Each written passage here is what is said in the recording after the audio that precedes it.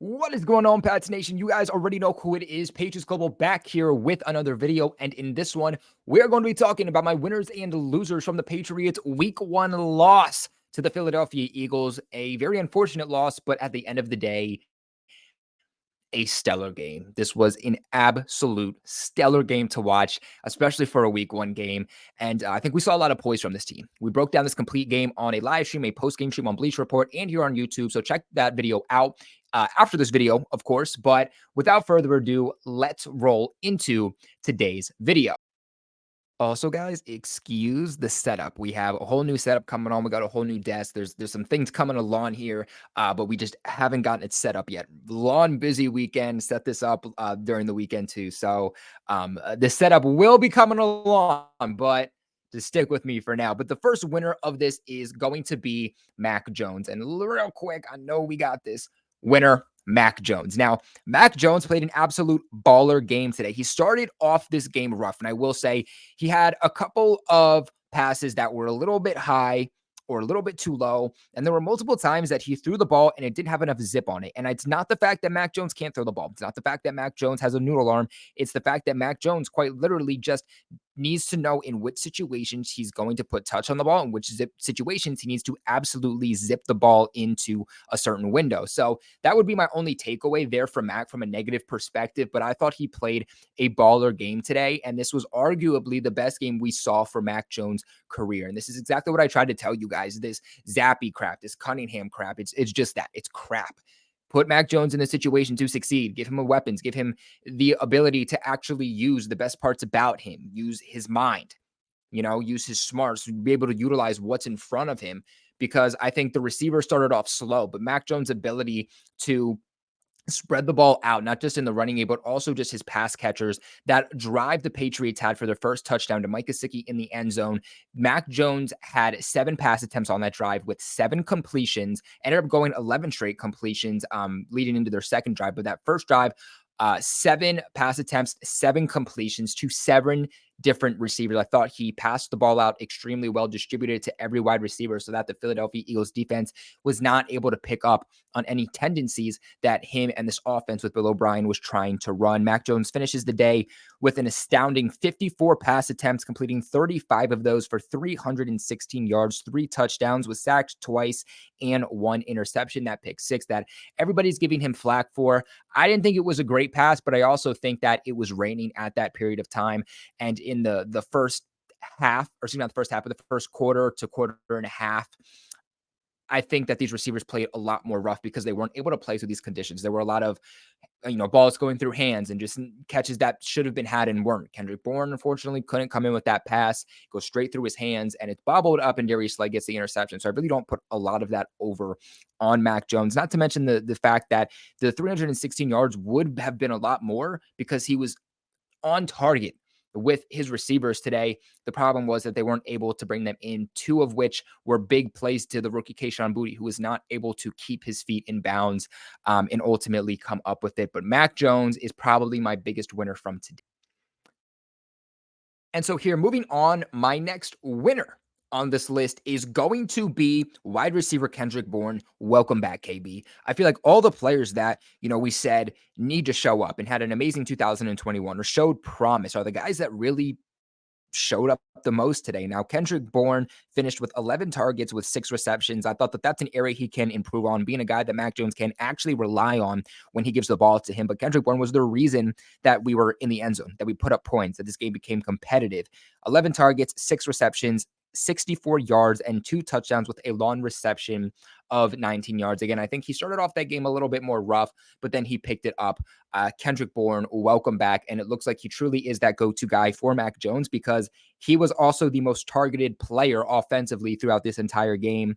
There were a couple of players who put up 7 targets, but nobody was even close to matching that 11 targets by Kendrick Bourne. So let's move on here to So we're going to talk about another receiver here. I thought rookie wide receiver Demario Douglas absolutely showed up for the Patriots today, and he did so very effectively. Now, you want to see him pull in a couple more of these passes, but he was targeted 7 times. That was tied for second most with Juju Smith-Schuster, or excuse me, third most with Juju Smith-Schuster and Ezekiel Elliott, but targeted 7 times, 4 receptions, 40 yards, averaging 10 yards per reception with a long reception of 23 yards. I thought for the most part, he showed up, he was reliable, and for the first game, in the NFL, I thought he acclimated himself very, very well, especially when we didn't get to see him in the preseason. There was question marks on how is he actually going to perform in his first game? Is he going to start off slow? And honestly, he didn't do that. And I'm really excited to see what he can do going forward because I really think that he can be a security blanket for Mac Jones.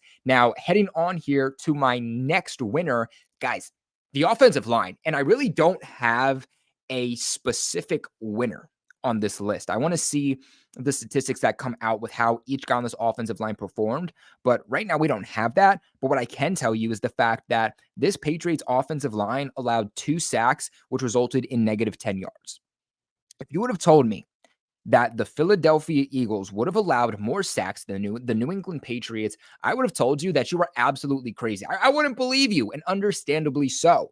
The Patriots, the Eagles offensive line allowed 3 sacks with a result of negative 16 yards. So it wasn't that far off, but the Patriots did still only allow 2 sacks. And that was without their best offensive lineman in Mike Onwenu and without 2 starting offensive linemen in Mike Onwenu at right guard and your starting left guard in Cole Strange. And the Patriots were able to get the job done. That's even with Calvin Anderson at right tackle, who we really didn't get to see at right tackle this entire offseason. And this was his first game being able to get acclimated, other than the couple of practices he was able to participate in. And then for the rookies in City So, who was practicing at tackle this entire offseason, to be pinned in at right guard against the hardest defensive line, arguably, they're going to face all season, their hardest opponent, other than maybe the Cowboys. And then Antonio Mafia to plug in over at left guard, and both of those guys to be plugged in here, I thought was absolutely stellar.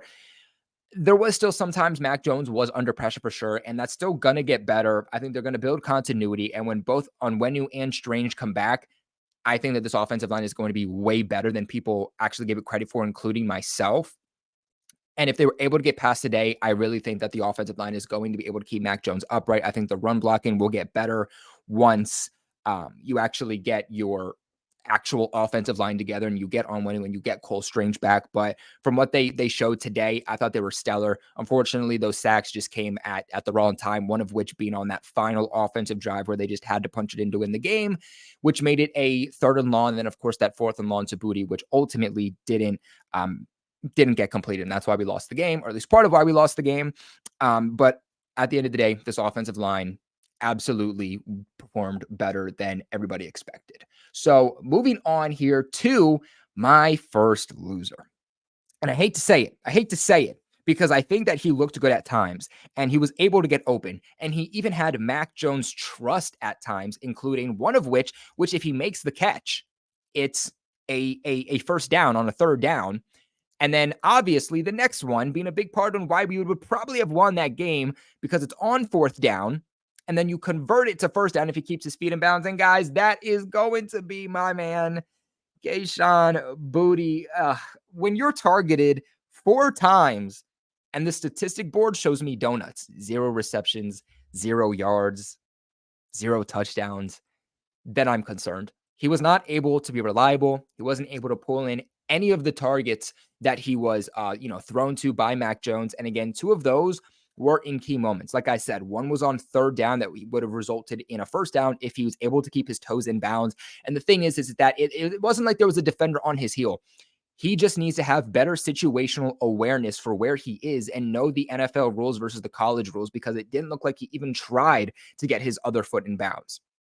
Whatever, that was on 3rd down, Patriots punt. And then obviously, as we all know, on 4th and long, have to have it because there's only, a minute or less than a minute left in the game. So on 4th, Patriots have to convert. They're in the red zone. And same thing that happened on the 3rd down. Kayshon Boutte gets 1 foot in and absolutely it's not even close. Doesn't get the other foot in. And the Patriots lose the game. Versus if he makes that play, then hey, we're talking about a fresh set of downs, and the Patriots, I feel very confident in punching that in to win this game. So for me, again, targeted 4 times, 0 receptions, 2 big moments, and you can't come up clutch. I have to Now, my next loser on this list is going to be wide receiver Juju Smith-Schuster. Now, Juju Smith-Schuster was, again, targeted, or tied, I should say, for most targets, or second most targets with, again, Demario Douglas and Ezekiel Elliott. He was targeted 7 times, but was only able to pull in 4 receptions for 33 yards with a lawn of 15. That 15-yard reception mainly came after the catch. So we got to see a little bit of the ability of Juju Smith-Schuster in terms of what we can expect after the catch, but we didn't get to see a whole lot. I thought that the passes that he didn't catch were not on Mac Jones and were fully on Juju Smith-Schuster. A guy that you expect to have reliable hands had some issues with drops, had some issues with securing passes. And it to me looked like he was gassed to start the game. Like he wasn't motivated. He wasn't ready. He didn't want to be there. And I don't think this is an issue we're going to have with Juju the entire game. But when Demario Douglas looks better than you and has the same amount of targets as you do and has more yards than you do on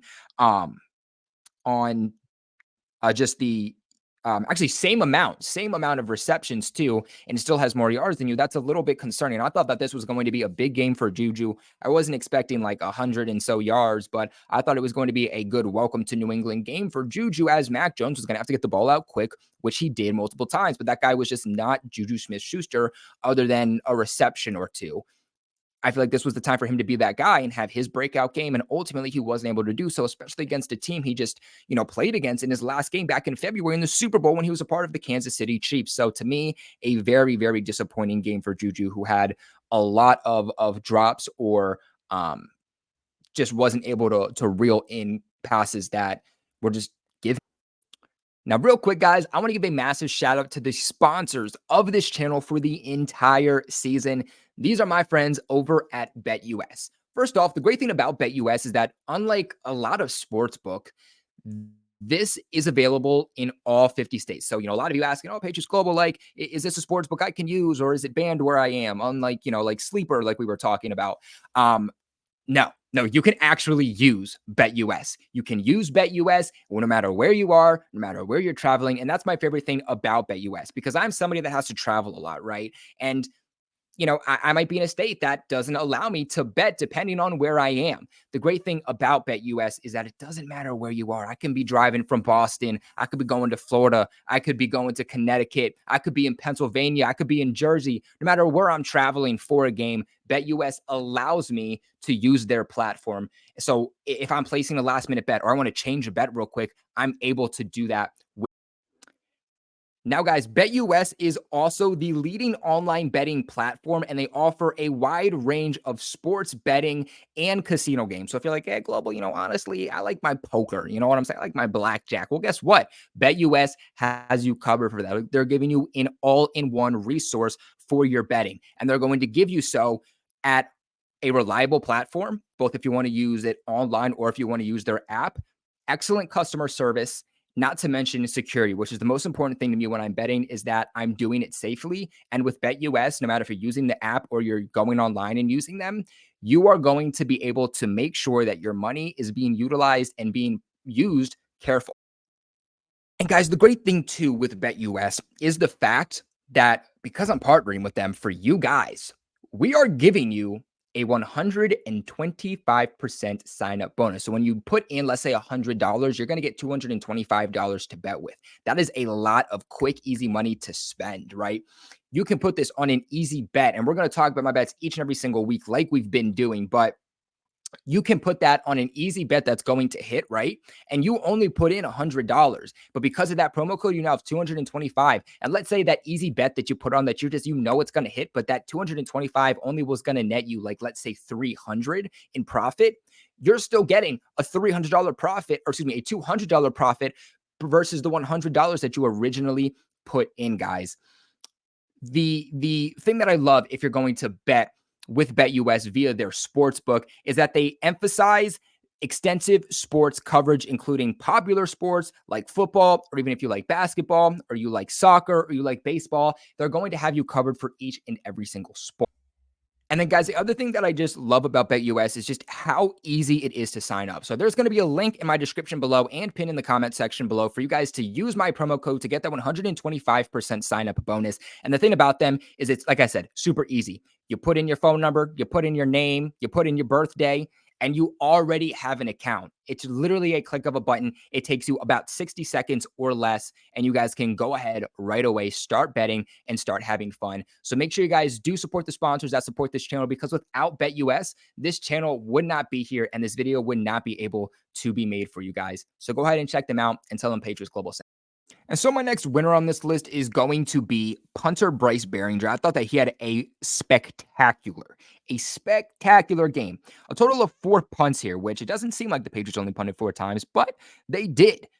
3 of those punts came inside the 20, one of which was a touchback with a long punt of 65 yards, and he punted a total of 226 yards on those 4 punts. I thought he was spectacular. He pinned the ball deep, which in result was able to pin the Eagles offense deep. It's unlike last year where the Patriots had Michael Pilardi or they had Jake Bailey. And the issue with those guys is that they would only punt like 20 to 30 yards sometimes. So the opposing offense was already starting at the 40, or they were starting at the 50. So that literally, no matter where they were getting the ball, even to start, it was a guaranteed field goal right away. We now have a guy who's able to pin these guys deep and make an actual difference and make them actually drive down the field, at least 80 yards or so to be able to actually put up points. So I thought he had a spectacular game. And without him, I think more points for Philly would have been put up on the board. Now,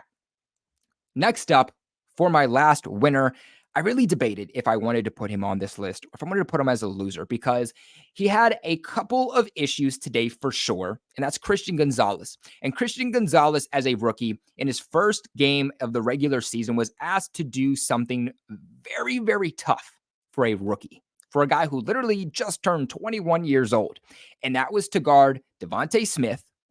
And then after him, for the majority of the game, was asked to cover A.J. Brown, who is one of the best receivers in the entire National Football League, who is wide receiver 1 for the Philadelphia Eagles. And he is one of the best, if not the best, 50-50 contested ball catcher through contact, especially with how he's able to use his strength and he's able to use his size. And I don't have the numbers up right now. And whether Gonzalez was playing off-man coverage or whether he was playing press coverage, I think that he had some struggles at times. It seems like whenever he was playing off-man coverage, he got beat short to the intermediate routes. But when he was playing, press man coverage, he was still getting beat with the route tree of A.J. Brown and his technique and his release. And it just looked like that actually got to Christian Gonzalez. Like, it wasn't even close. With one little juke move and the two-step move, it looked like Christian Gonzalez, kind of bit on the moves that A.J. Brown was giving him, and unfortunately gave up some plays. But he was very secure with his tackling. He had a big sack on Jalen Hurts, which put them on to 3rd down and long.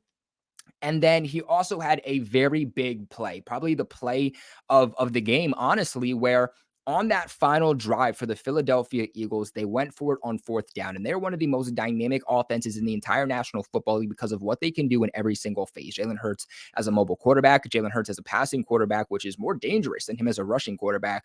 And then obviously the run game that they have alone and the diversity they have in their wide receivers. But Jalen Hurts tries to go to A.J. Brown on that 4th down, and it's blanketed coverage by the rookie in Christian Gonzalez. Lost my train of thought there for a second. But he is able to make a pass breakup that was honestly Stephon Gilmore-esque, is able to get his hand in front of it and knock the pass breakup away, which gave the Patriots a turnover on downs and one last opportunity to try to win the game. So at the end of the day, for some of the moves and plays that he was able to make as a rookie and who he had to go up against for his week 1 matchup, I had to give him the overall win. But what are your guys' thoughts on my winners and losers from today's video? Let me know in the comment section below. Remember to leave a big like on this video and, of course, subscribe to the channel for all of your New England Patriots news. I will continue to recap this game throughout the week and preview our week 2 matchup against the Miami Dolphins, so stay tuned for that. But like always, I appreciate you guys for watching, and never forget,